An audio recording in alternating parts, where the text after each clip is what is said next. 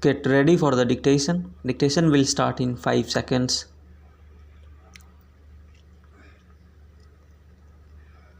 Start.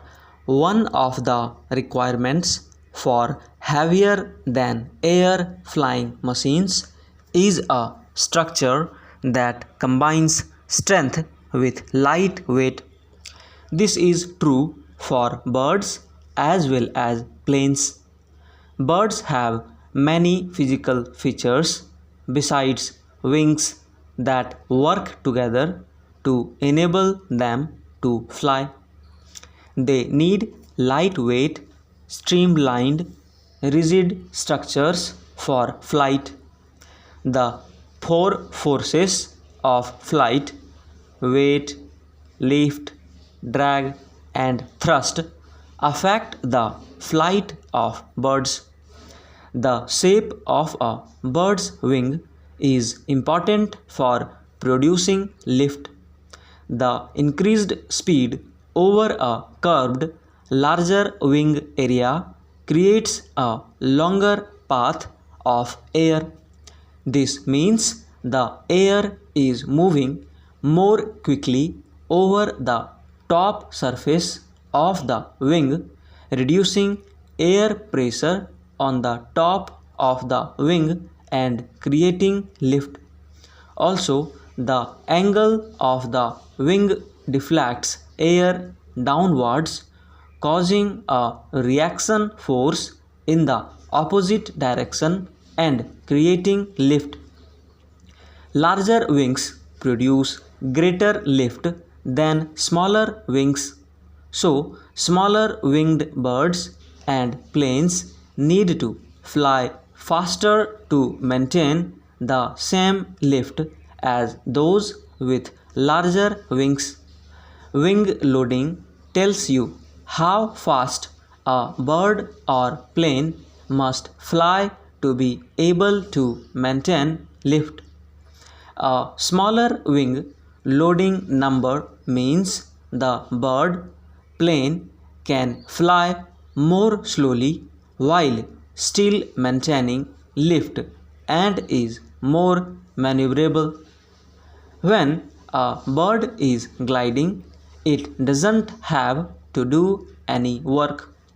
The wings are held out to the side of the body and do not flap. As the wings move through the air, they are held at a slight angle which deflects the air downwards and causes a reaction in the opposite direction, which is lift. But there is also drag, air resistance on the bird's body, so every now and then the bird has to tilt forward and go into a slight dive so that it can maintain forward speed.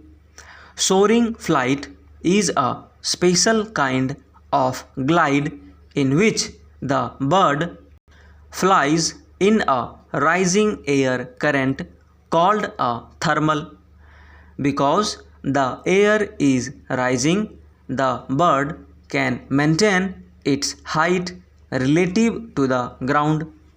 The albatross uses this type of soaring to support its multi-year voyages at sea.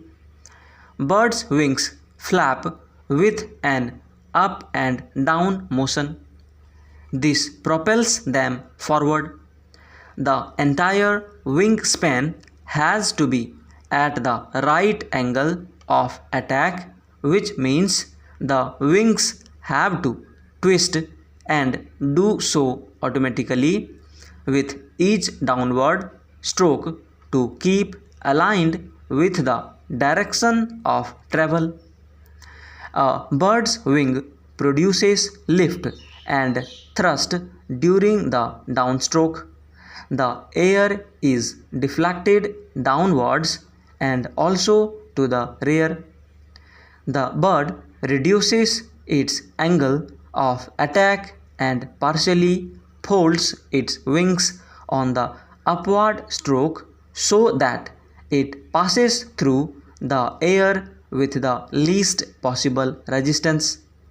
The inner part of the wing has very little movement and can provide lift in a similar way to gliding. Birds obtain thrust by using their strong muscles and flapping their wings. Some birds may use gravity, for example, jumping from a tree to give them forward thrust for flight. Others may use a running takeoff from the ground. Wing loading looks at the relationship between mass and wing area given in kilograms per square meter of wing surface area. Low wing loading refers to birds and planes with comparatively low mass and large wings.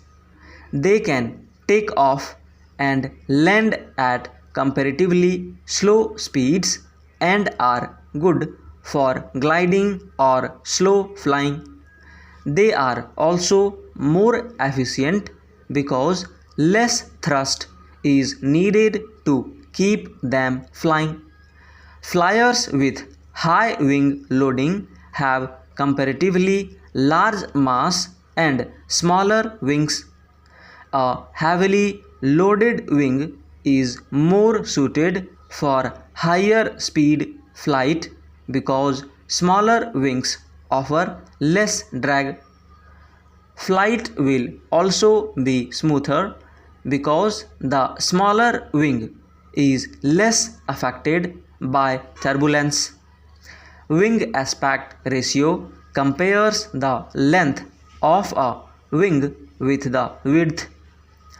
High wing aspect ratio indicates long, narrow wings, while low aspect ratio indicates short, wide wings. Flyers with high wing aspect ratio tend to be more stable and more efficient, while flyers with low wing aspect ratio are more maneuverable. Flaps on most large aircraft extend backward, increasing the size of the wing, lowering wing loading.